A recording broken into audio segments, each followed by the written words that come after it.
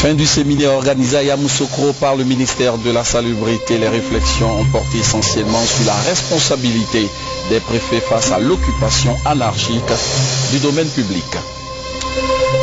Pollution de l'environnement, un camion transportant du carburant en provenance d'Abidjan a fait un accident. Le carburant a été déversé dans un cours d'eau. Le centre anti-pollution rassure, il ne s'agit pas de déchets toxiques.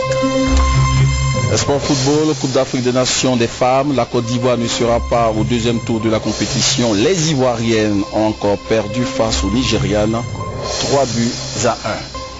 Voilà pour le sommaire. Bonsoir et bienvenue à ce tour complet de l'actualité. Un invité dans ce journal, le docteur Albert Mabri-Touakeuse, président de l'UDPCI, l'Union pour la démocratie et pour la paix en Côte d'Ivoire. Avec lui, nous reviendrons sur les sujets examinés au cours de la réunion du bureau politique de son parti. Rendez-vous donc dans une vingtaine de minutes. Commençons par les questions de sécurité et de droits de l'homme. Des autorités ivoiriennes chargées de ces questions ont effectué une visite surprise dans les camps militaires après la publication du rapport d'Amnesty International. Le point avec Abou Sanogo. Le ministre chargé de la Défense, Paul Kofi Kofi, et le ministre des Droits de l'Homme et des Libertés publiques, Koulibaly Mamadou Nienema, ont visité le camp militaire d'Adjamé qui abrite les installations de la police militaire, le camp commando d'Abobo, la BAE de Yopougon, la base des forces républicaines de Côte d'Ivoire à Yopougon, nouveau quartier, et l'escadron de gendarmerie de la même commune. Objectif, faire le constat de ces sites incriminés par le rapport d'Amnesty International publié le vendredi dernier. Ce rapport fait état de 200 cas de détention arbitraire et évoque des cas de torture et de violation des droits humains. À l'issue de cette tournée, les ministres Paul Kofi Kofi et Koulibaly Nienema Mamadou ont animé un point de presse. Il n'y a aucun site de maltraitance et de torture en Côte d'Ivoire.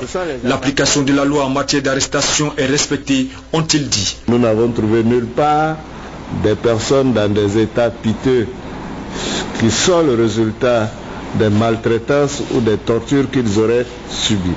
Pour ce qui est des cas allégués par Amnesty, je le redis, des enquêtes sur ces faits-là seront menées et à l'issue de ces enquêtes, vous aurez notre version. Les autorités ivoiriennes qui ont fait le constat par l'effet de surprise sur ces sites militaires affirment que les services font le travail par les prescriptions prévues par la loi. Pour la suite, nous souhaitons vivement que nos partenaires qui sont là aussi pour nous interpeller sur les meilleures pratiques travaillent vraiment avec nous et qu'ils nous facilitent la tâche et que nous puissions, dans le cas d'espèces, échanger avant de pouvoir porter à la connaissance du monde entier un certain nombre d'informations qui ne sont pas toujours vérifiables. Mais nous restons ouverts, nous n'avons rien à cacher et nous sommes prêts prochainement à ouvrir des portes sous certaines conditions, si cela est nécessaire, pour que vous puissiez vous-même constater. Amnesty International, revenant dans son rapport sur la situation des droits humains dans le monde, a fait état de plusieurs cas de détention de personnes dans les lieux inappropriés en Côte d'Ivoire. Le système judiciaire ivoirien sera renforcé avec la contribution des partenaires au développement. Le ministère ivoirien de la Justice et le gouvernement allemand ont signé un document dans le cadre d'un projet d'appui. Il s'agira à court terme de renforcer les capacités du système judiciaire appliqué ici en Côte d'Ivoire. Le point avec Lassina Ouattara.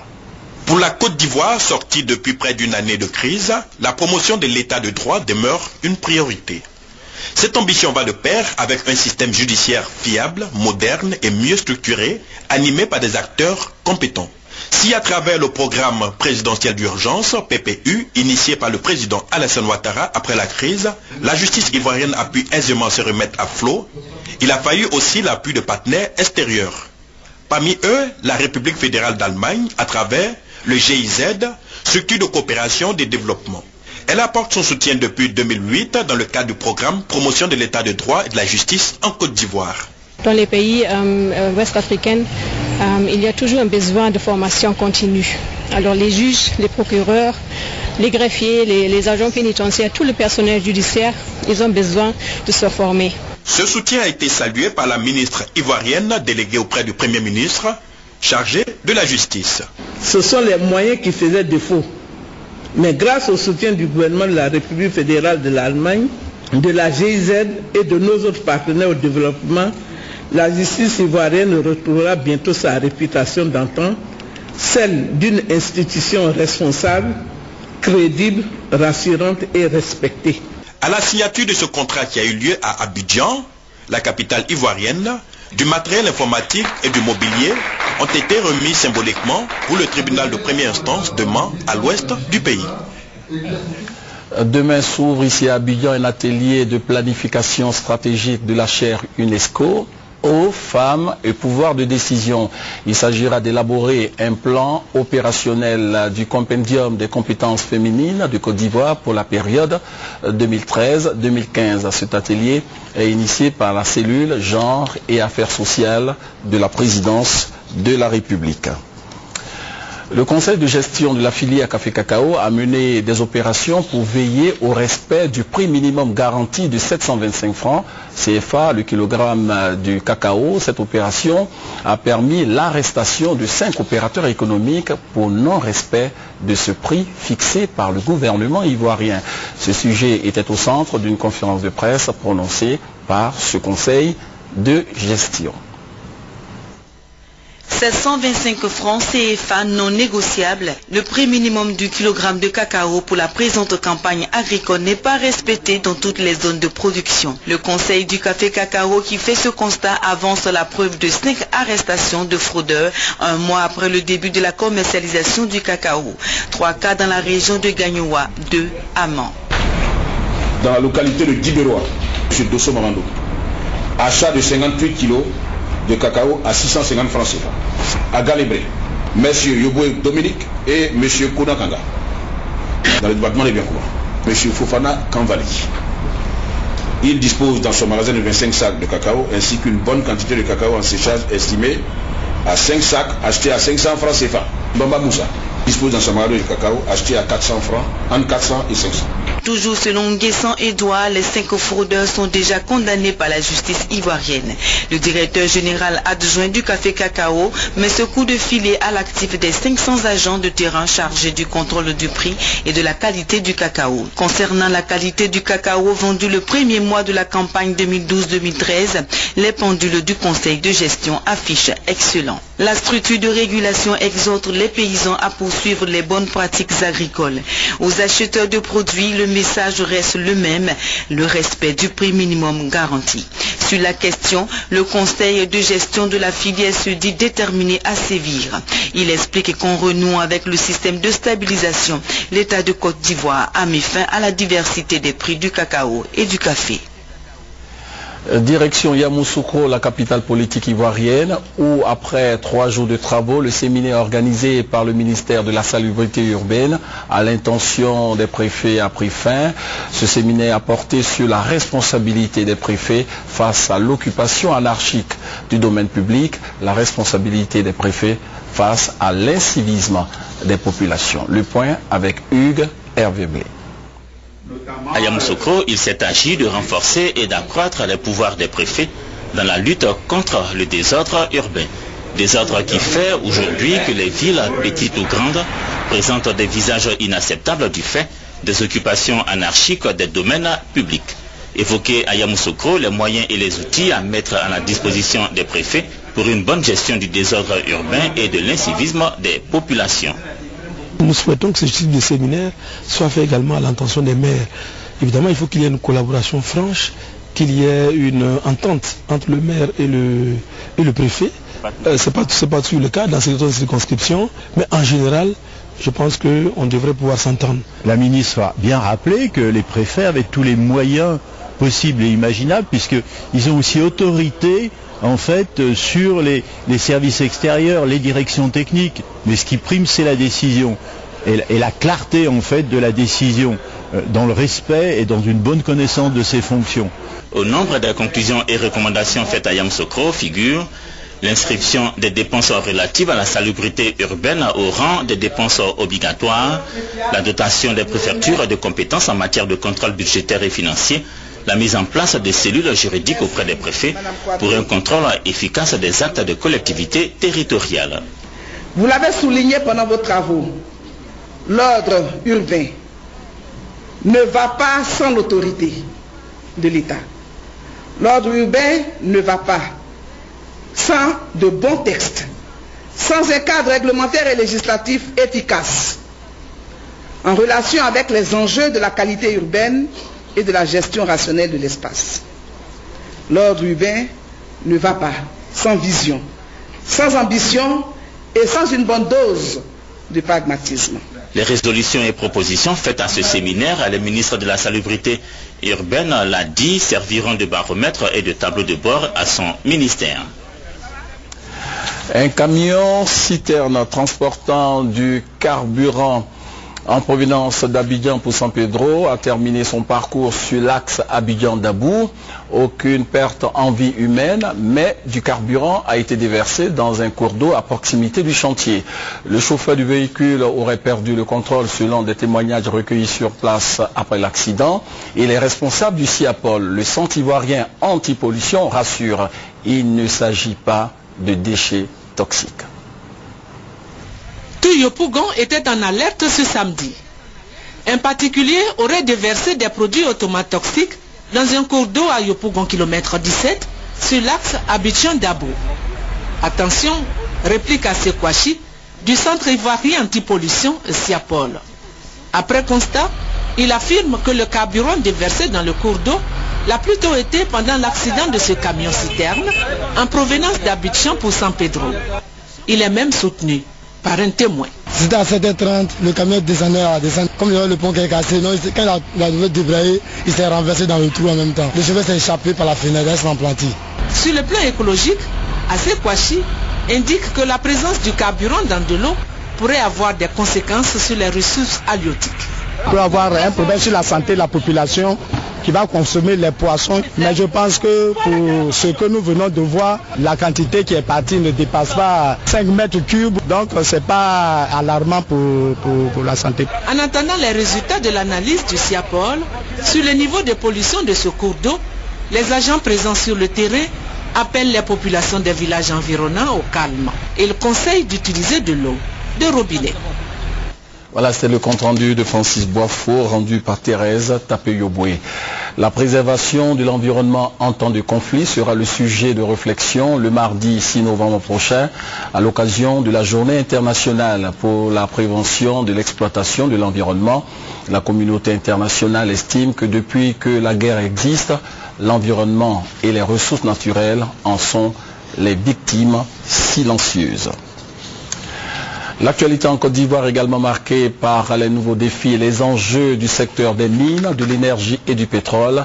Ces défis ont été présentés au cours d'une conférence suivie par notre reporter Honorine Agnigori. C'est dans le cadre des actions entreprises par le gouvernement ivoirien pour relancer l'économie ivoirienne à travers le secteur des mines, de l'énergie et du pétrole qu'un séminaire se tiendra les 15, 16 et 17 novembre à Yamoussoukro. C'est en prélude à ce séminaire que le directeur de cabinet du ministre des Mines, de l'énergie et du pétrole, Nguetan Noël, a animé ce petit déjeuner de presse. Selon le conférencier, il s'agit de faire un zoom sur chacun des secteurs d'activité du ministère dans les prochaines années. Ainsi donc, le séminaire consistera à faire le bilan de la mise en œuvre des projets de développement identifiés en 2011 et d'élaborer des plans opérationnels 2012-2030 pour poursuivre le développement du secteur de l'énergie. Ne dit-on pas que l'énergie précède le développement?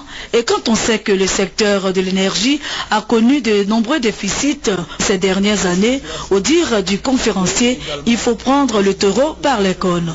Ainsi donc, de la nouvelle donne du code de l'électricité datant de 1985, des nouvelles mesures répressives contre les fraudeurs d'électricité à la restructuration du secteur de l'énergie, en passant par l'élaboration d'une politique de l'électrification rurale dans toute la Côte d'Ivoire, avec en point de mire les énergies renouvelables, éoliennes et la question de l'hydraulique sont entre autres points qui ont été abordés à cette rencontre. Dans l'immédiat, quelles sont les mesures que nous devons prendre pour redresser le problème du secteur de l'énergie, comment financer tous ces projets dans les énergies en Côte d'Ivoire, comment adresser les problèmes de déficit chronique au niveau du secteur, comment produire une énergie abondante, de qualité, est également à bon marché et voir aussi comment la Côte d'Ivoire peut assurer son rôle de leader régional dans le hub de bourse régionale de l'électricité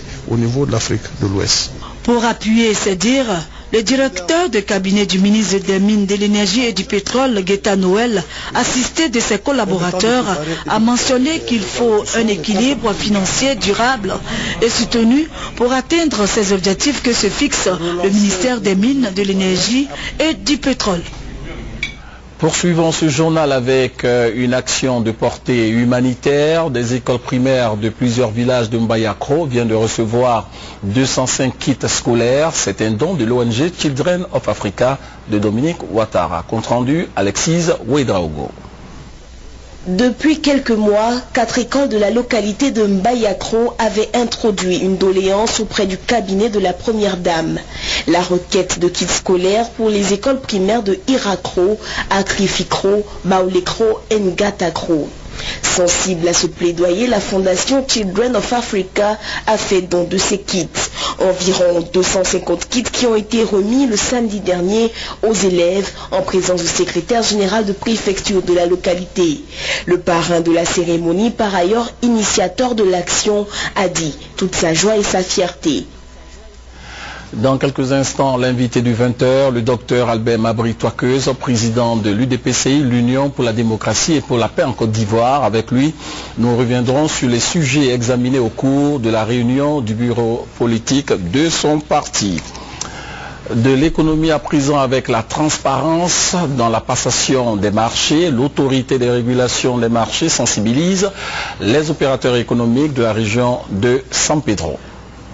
Les responsables de l'autorité nationale de régulation des marchés publics ANRMP, avec à leur tête le président Coulibaly Nonkarna, ont expliqué aux opérateurs économiques de la région de San Pedro comment se fait désormais la passation des marchés publics, quel est le fonctionnement de l'ANRMP et surtout l'avantage pour les opérateurs économiques de se conformer à la loi.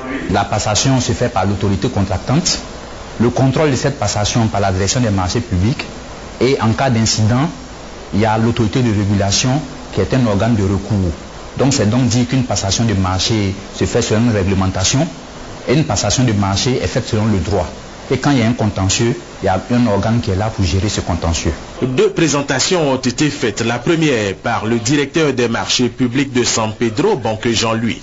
Il est intervenu sur le thème opération sur les marchés publics et rôle des acteurs.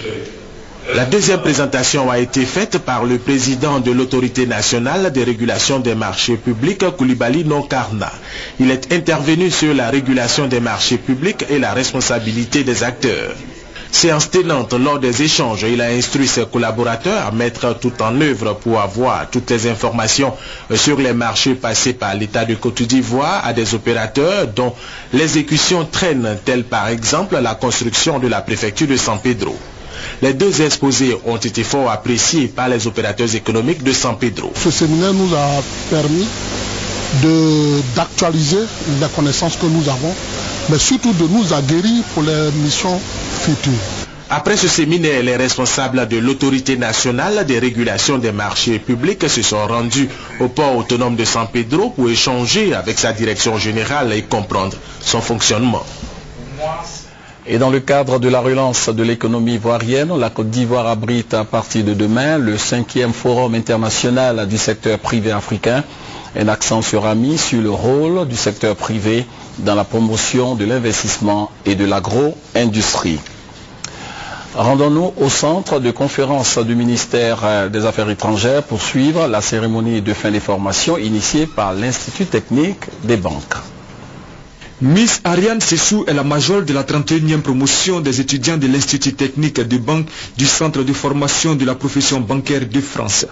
Elle rejoint ainsi avec ses 72 professionnels de la banque la grande famille de la prestigieuse association ivoirienne des diplômés de l'Institut technique de banque qui compte à ce jour plus de 600 membres. À la remise de leur parchemin d'études supérieures et de conseil commercial bancaire, le parrain de la promotion Diarasouba Suleiman, président de l'association professionnelle des banques et établissements financiers de Côte d'Ivoire, a prodigué des conseils d'expérience aux nouveaux diplômés. Des conseils qui vont leur permettre de mener une riche carrière et promouvoir l'excellence dans la pratique quotidienne de leur métier au bénéfice de la population. Poursuivons ce journal avec une interrogation. Qui doit rembourser les épargnants des structures de la microfinance lorsque ces structures ferment pour mauvaise gestion? La question a été posée à la directrice de la microfinance. La réponse donc de Madame Dolo, elle était l'invitée du journal de 13h. Nous disons deux choses. La première des choses, toutes les mesures que nous mettons en œuvre maintenant visent justement à ne plus revivre ce genre de situation. Plus jamais d'institutions de microfinance ouvertes et disparaît après pour une raison ou pour une autre. Mais dans le cas présent, je poursuis pour dire que la deuxième chose, pour les institutions qui ont été fermées du fait de leur cessation d'activité et pour qui un certain nombre de personnes ont déposé de l'épargne, il y a des mesures de liquidation qui sont en cours, qui permettront de régler tous ces problèmes. Et nous travaillons à ces questions. Il s'agit pour ces institutions de liquider leurs passifs en réalisant leurs actifs et permettre justement de dédommager toutes les personnes qui ont leur épargne au niveau de ces institutions. Au Maroc, une convention a été signée ce dimanche entre le ministre ivoirien de la promotion du logement, Kaba Nialé, la CECOJ et le groupe Adoa, leader marocain de l'immobilier. Elle porte sur la construction de 2600 logements sociaux dans la commune de Koumassi et à Ondautré, route d'Aboville. Dans nos prochaines éditions, le compte-rendu de notre envoyé spécial au Maroc, Sylvie Touré. Je vous l'annonçais en début de journal, nous recevons le docteur Albert Mabry-Toakeus, président de l'UDPCI, l'Union pour la démocratie et pour la paix en Côte d'Ivoire. Bonsoir Monsieur le Président. Bonsoir. Là, vous n'êtes pas là en tant que ministre d'État, ministre du Plan, en tant que chef de parti. Et donc, vous avez organisé une concertation hier. C'est le bureau politique de l'UDPCI. Alors, que peut-on retenir de cette concertation? Merci. Je pense que c'est une réunion importante de premier bureau politique depuis les dernières élections générales qui a donc débattu sur deux points. D'abord la situation politique nationale et ensuite la vie du parti. Donc cela nous a donné l'occasion non seulement de dire quelle est notre opinion sur les grands événements que nous connaissons actuellement, mais aussi sur la marche du gouvernement et enfin regarder un peu le fonctionnement du parti et nous projeter dans l'avenir. Alors, RTI 1 avait une équipe de reportage, alors donc je vous invite à suivre ce compte rendu de Marie-Laure Ngouran. Réunion du bureau politique de l'UDPCI, l'Union pour la démocratie et pour la paix en Côte d'Ivoire, avec les membres du comité central. Lors du jour, deux points clés, la situation politique nationale et la vie du parti. Échanges, discussions, débats. La situation politique nationale est passée au peigne fin. Parmi les sujets décryptés, la cherté de la vie. L'UDPCI demande au gouvernement de poursuivre ses efforts pour infléchir la courbe et permettre aux ménages les plus démunis de vivre décemment. Le foncier rural, la situation sécuritaire, la réconciliation nationale, la lutte contre l'impunité ont été abordés. L'UDPCI demande une implication plus forte de tous, gouvernement, partis politiques, religieux, chefs coutumiers, leaders communautaires pour aboutir à la paix. L'UDPCI invite chacun à œuvrer au retour de tous les exilés. L'Union pour la démocratie et pour la paix en Côte d'Ivoire veut que la lumière soit faite notamment sur l'assassinat de son président fondateur, le général Robert Guéhi et de son épouse. Enfin, sur la vie du parti, les sujets analysés concernent notamment le fonctionnement des organes de l'UDPCI, les élections locales, l'alliance avec les partis du RHDP. Entre autres décisions prises, on retient la tenue d'un congrès du parti couplé avec ceux des femmes et des jeunes en mai 2013. Enfin, l'UDPCI recommande la reprise des activités des instances du RHDP. Nous venons d'écouter notre reporter, mais Monsieur le Président, revenez un peu sur les importantes décisions qui ont été prises. Je voudrais dire qu'au niveau de la vie de la nation, l'UDPC évidemment a encouragé le gouvernement dans tous les efforts qui sont faits. Vous savez que nous sommes partis d'une situation difficile en avril 2011 à une situation aujourd'hui dont on peut se réjouir.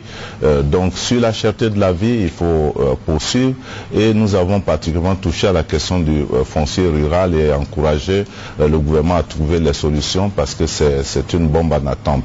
Sur la vie du parti, la décision a été prise que le prochain congrès du parti aura lieu en mai 2013, après les élections locales. Nous avons été également invités à aller aux élections locales, municipales et régionales, si possible avec des listes RHDP.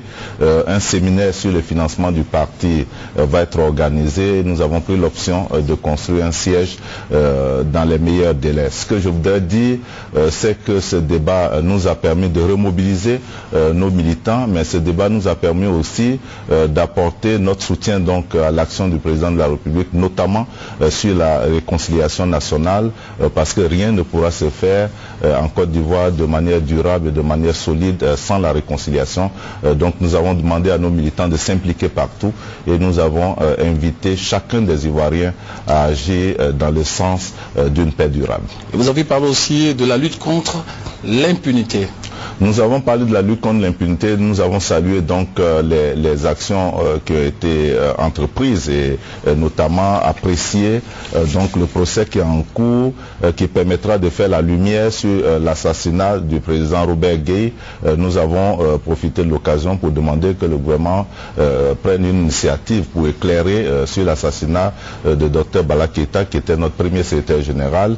Je pense que ces efforts doivent être poursuivis, parce que la réconciliation ne doit pas s'accommoder, en tout cas, d'impunité vis-à-vis des crimes de sang, des crimes économiques. Nous voulons un pays qui redémarre avec des repères, avec des normes sur lesquelles nous mettons tous d'accord, et nous avons en tout cas soutenu le gouvernement et le président de la République à ce niveau. Ok, alors avant de vous laisser partir, juste une question. On crée un parti pour la conquête du pouvoir. Est-ce que le président Mabry Touakeus envisage un jour d'être candidat à la présidence de la République?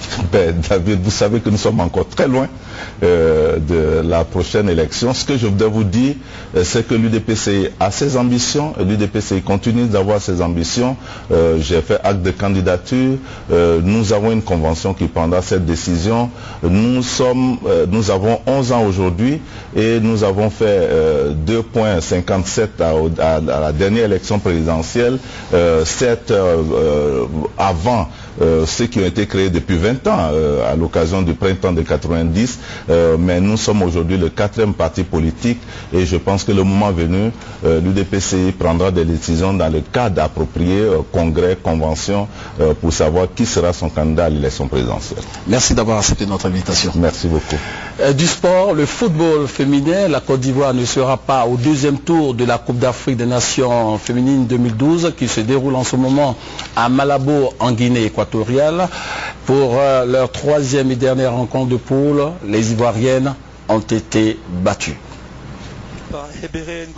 Il aura fallu moins de 15 minutes aux Nigérianes pour visiter les filets ivoiriens. Lâché par sa défense, Tiamale Dominique ne peut rien face à Choukoudi Ogona. 1-0 à la 10e minute. Les éléphantes tiennent 1 minute plus tard l'occasion d'égaliser, mais Dosso Salimata est en retard au rendez-vous. Les Ivoiriennes essaient tant bien que mal de contenir les assauts répétés des Super Falcons. Du moins jusqu'à la 40e minute sur ce coup franc amené par Ebene Ngozi. La balle rebondit et se loge dans les buts orange.